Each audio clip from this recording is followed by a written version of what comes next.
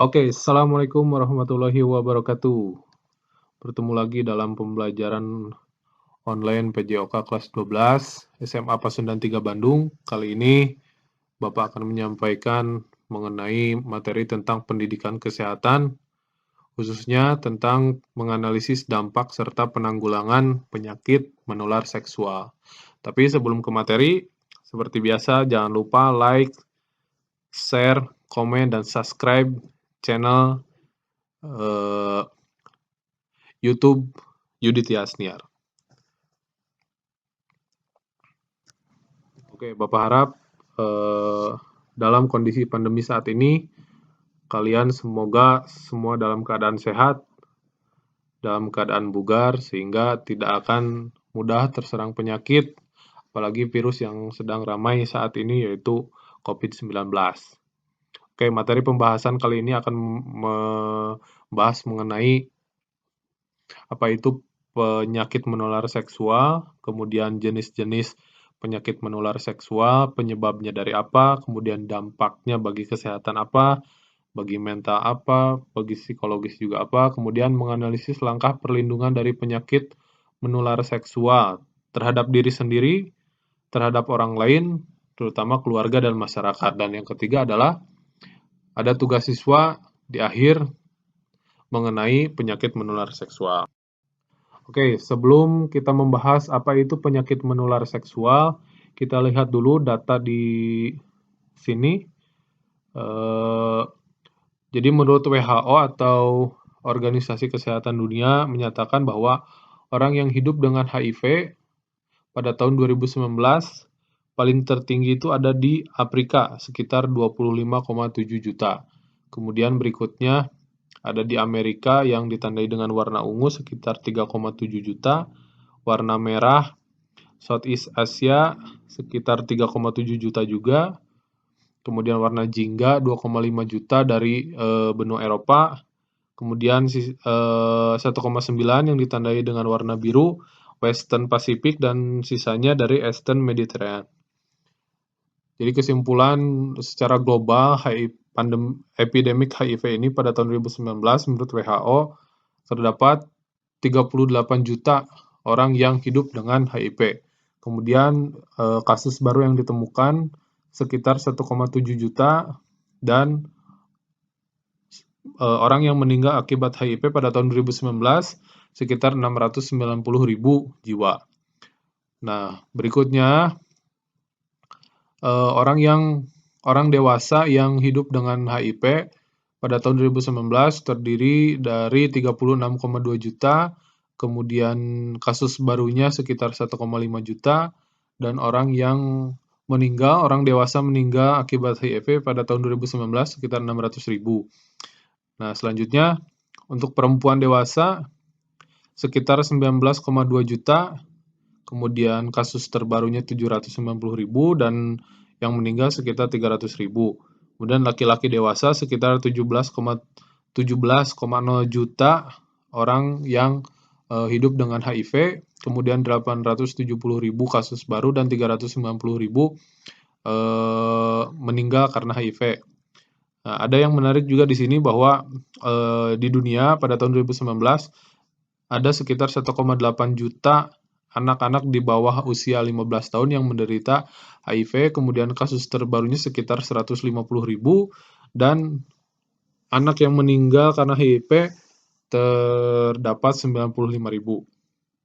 Oke, selanjutnya di Jawa Barat sendiri, menurut sumber Ditjen P2P Kementerian Kesehatan Republik Indonesia tahun 2018 bahwa 685 kasus AIDS dan 3.741 kasus HIV terjadi pada tahun 2015 dan 382 kasus AIDS, 5.466 kasus HIV pada tahun 2016 dan 65 kasus AIDS, 4.208 kasus HIV pada tahun 2017. Kemudian kasus kumulatif di Jawa Barat dari 1987 sampai 2017 sekitar 5.316 kasus HIV kumulatif. Nah, presentase tersebut terdapat kasus baru pada AIDU atau penggunaan jarum suntik narkoba, meskipun hanya sebesar 0,00, tetapi ada sebagian kasus karena narkoba. Nah, selanjutnya, jadi apa sih yang disebut sebagai penyakit menular seksual? Penyakit menular seksual atau PMS merupakan penyakit yang ditularkan melalui hubungan seksual baik secara vaginal, anal maupun oral. Penyakit menular seksual ini juga dikenal dengan istilah infeksi menular seksual atau IMS dan penyakit kelamin atau venereal disease.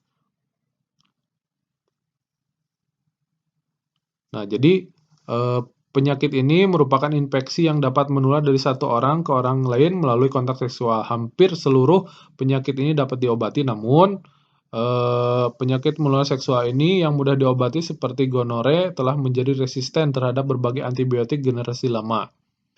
Kemudian penyakit lain seperti herpes, AIDS, dan kutil kelamin seluruhnya adalah yang disebabkan oleh virus, belum dapat disembuhkan.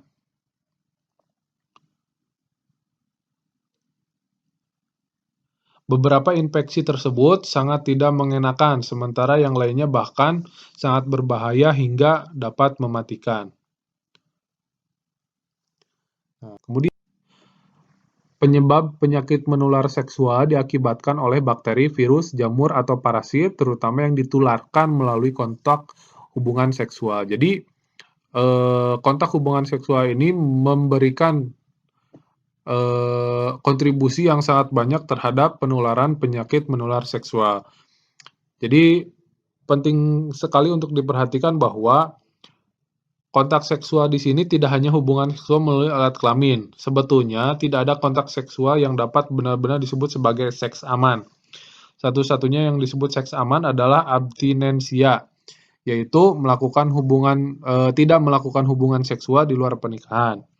Sedangkan yang tidak aman adalah kebalikan dari yang sebelumnya, yaitu melakukan hubungan seksual di luar pernikahan, atau yang disebut juga dengan seks bebas. Ini yang memberikan kontribusi yang sangat besar terhadap penularan penyakit menular seksual.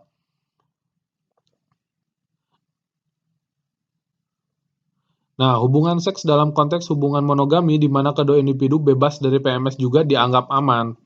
Kebanyakan orang menganggap berciuman sebagai aktivitas yang aman. Namun sayangnya beberapa penyakit menular seperti sifilis, herpes, dan penyakit lainnya dapat menular melalui aktivitas yang nampaknya tidak berbahaya. Semua bentuk lain kontak seksual juga beresiko. Nah, salah satunya kenapa ciuman dianggap biasa saja, namun penyakit lain seperti herpes menular melalui cairan tubuh. Salah satunya adalah air ludah yang ada di mulut seseorang. Kemudian,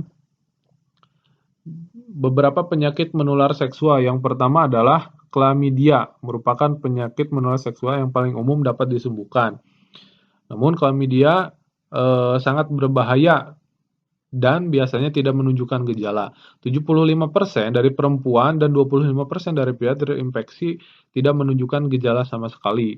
Kemudian yang kedua adalah gonore atau yang dikenal sebagai kleb, adalah penyakit menular seksual lainnya yang disebabkan oleh bakteri. Kalau tidak salah, gonore ini merupakan salah satu penyakit menular seksual yang disebut sebagai raja singa. Nah, gonore salah satu penyakit yang sering dilaporkan. 40% penderita akan mengalami penyakit radang panggul jika tidak diobati, dan hal tersebut dapat menyebabkan terhadap kemandulan. Yang berikutnya adalah sifilis. Sifilis merupakan penyakit seksual dengan riwayat yang terkenal buruk. Jika tidak diobati, dapat menyebabkan kerusakan otak dan hati yang serius. Selanjutnya adalah HPV atau virus yang dapat ditularkan dari seseorang ke orang lain melalui kontak kulit ke kulit atau hubungan seksual yang intim. Dan yang terakhir adalah Human Immunodeficiency Virus atau HIV, merupakan virus yang terkait dengan AIDS. Nah, perempuan di bawah usia 16 tahun yang pernah melakukan hubungan seks bebas akan berisiko tinggi terkena kanker serviks, berisiko tertular penyakit menular seksual atau PMS, mengalami penyakit radang panggul yang bisa menyebabkan kemandulan. Jadi, wanita sendiri yang di bawah usia 16 tahun ini sangat rentan sekali, ya, apalagi masih muda. Jadi diusahakan jangan sampai melakukan perbuatan seks bebas karena kerugiannya sangat besar. Nah, kemudian dampak dari PMS, Bapak akan menyampaikan beberapa dampak dari PMS. Yang pertama adalah terhadap diri sendiri, yaitu merasa bersalah.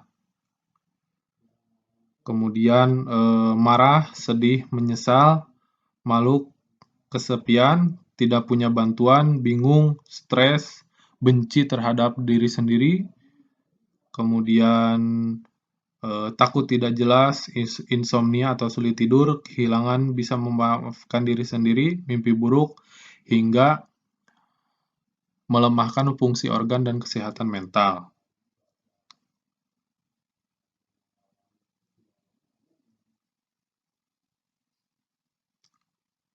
Nah, beberapa kerugian yang lain juga akibat dari penyakit menular seksual di sini adalah seorang remaja akan semakin nekat atau membangkang dan tidak patuh lagi pada orang tua, terlibat konfrontasi dengan sanak saudara lainnya, melemahkan perekonomian, produktivitas menurun, kondisi fisik dan mental yang menurun karena takut akan hukuman Tuhan.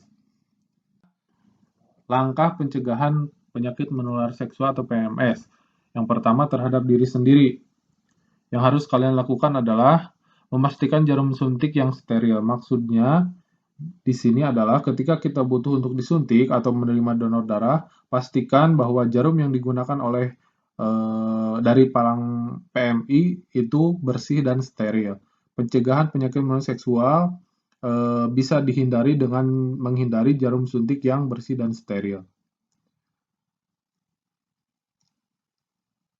Kemudian berikutnya adalah setia terhadap pasangan. Yang menjadi penyebab dari penyakit menular seksual adalah karena berganti-ganti pasangan. Berganti pasangan merupakan salah satu tren yang saat ini sudah mewabah di masyarakat kota besar. Pemikiran seperti itulah yang mendorong seseorang terkadang untuk terjun pada dunia hitam bernama seks bebas atau pergaulan bebas. Nah, jadi pencegahan PMS ini salah satunya adalah menghindari pergaulan bebas atau seks bebas dengan bersikap setia pada pasangan yang halal atau sah.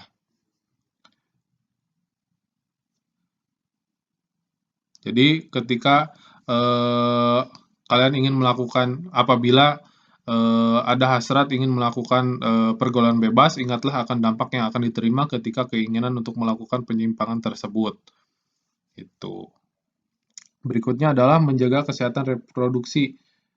Pencegahan penyakit ini salah satu yang berikutnya adalah berusaha untuk membersihkan setiap organ intim dan menjaga kesehatannya. Kadang-kadang mungkin kita sembrono dan lupa atau membiarkan begitu saja, sehingga pembersihan terhadap organ intim itu ala kadarnya atas organ intim kita. Padahal tentunya organ intim di sini membutuhkan penanganan dan perawatan khusus. Ada ungkapan yang menyatakan bahwa mencegah lebih baik daripada mengobati. Itu sebabnya pencegahan penyakit menular merupakan langkah yang paling tepat daripada mengobati. Pencegahan artinya waspada, sedangkan mengobati berarti memperbaiki sesuatu yang sudah rusak. Berikutnya adalah meningkatkan imun. Kekebalan tubuh bisa diperkuat dengan melakukan gaya hidup sehat, konsumsi sayur-sayuran, buah-buahan tinggi vitamin, rutin berolahraga, dan pola hidup yang teratur. Dan yang terakhir adalah cek kesehatan secara rutin. Lakukan pemeriksaan kesehatan rutin bila termasuk aktif secara seksual dan terindikasi melakukan hubungan seks yang tidak aman. Ini penting sekali. Jadi untuk mengetahui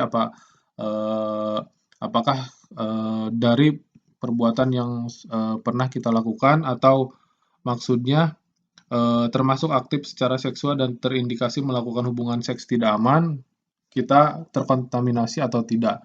Jadi tanpa adanya cek kesehatan secara rutin, kita tidak akan pernah tahu karena beberapa penyakit menular ada yang tidak memiliki gejala sama sekali, yang sudah Bapak sampaikan tadi. Kemudian pencegahan terhadap keluarga. Keluarga merupakan salah satu kelompok tempat yang paling efektif dalam penanggulangan penyakit ini. Memberikan pemahaman akan dampak yang diakibatkan oleh penyakit di dalam keluarga, memberikan pengertian pengaruh yang sangat besar. Ada yang ada ungkapan yang menyatakan bahwa harta yang paling terindah adalah keluarga. Kita bisa mencegah orang-orang yang kita sayangi agar terhindar dari penyakit menular seksual, yaitu dengan cara pemeriksaan dimaksudkan dengan cara melakukan donor darah secara rutin, di samping membuat badan menjadi sehat. Dengan begitu kita akan tahu keadaan kesehatan darah kita. Kemudian melakukan penyuluhan atau edukasi, edukasi yang insentif tentang bahaya PMS, hindari seks bebas dan narkoba yang akan merusak gitu. Nah, kemudian terhadap masyarakat, karena sehari-hari kita hidup di dalam masyarakat, alangkah baiknya kita juga memberikan penyuluhan terhadap masyarakat. Apalagi kalian merupakan generasi bangsa sebagai agen perubahan atau agent of change terhadap kemajuan bangsa ini. Kalian harus bisa memberikan edukasi terhadap masyarakat tentang salah satunya tentang pendidikan kesehatan ini. Bisa berupa penyuluhan intensif bahaya, penyuluhan pentingnya menjaga kesehatan dan kebersihan, memberikan cara-cara pencegahan, memberitahukan arti pencegahan, memberikan kesadaran setia, kemudian memberikan gambaran akibat berganti-ganti pasangan, dan memberikan kesadaran akan kesehatan organ inti. Oke, dari beberapa pernyataan yang Bapak paparkan di sini, ya, mudah-mudahan kalian bisa paham. Itu hanya sebatas pemaparan inti dari pendidikan kesehatan. Selebihnya kalian sendiri bisa searching di Google atau di web terkait dengan pendidikan kesehatan tersebut, agar wawasan kalian tentang pendidikan kesehatan, khususnya tentang penanggulangan dan dampak penyakit menular seksual ini semakin luas. Nah, selanjutnya, ketika kalian sudah memahami, kemudian menyimak sampai tuntas video ini, ada tugas untuk kalian terkait dengan PJOK daring, yaitu membuat artikel satu lembar tentang pencegahan penyakit menular seksual. Bentuknya bisa berupa Microsoft Word, Corel, PowerPoint, komik atau Photoshop, dirangkai semenarik mungkin menggunakan gambar dan ide kreativitas kalian. Deadline-nya tanggal 10 Oktober 2020 pukul 23.59. Oke, mungkin itu saja yang bisa Bapak sampaikan. Sekali lagi, tetap jaga kesehatan dengan cara meningkatkan imun tubuh kalian dengan berolahraga, makan makanan yang bergizi, kemudian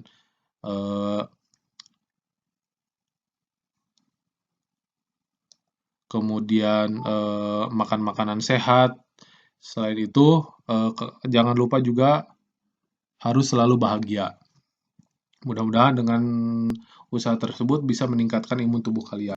Yang bisa saya sampaikan, sekali lagi, jangan lupa di like, share, komen, dan subscribe.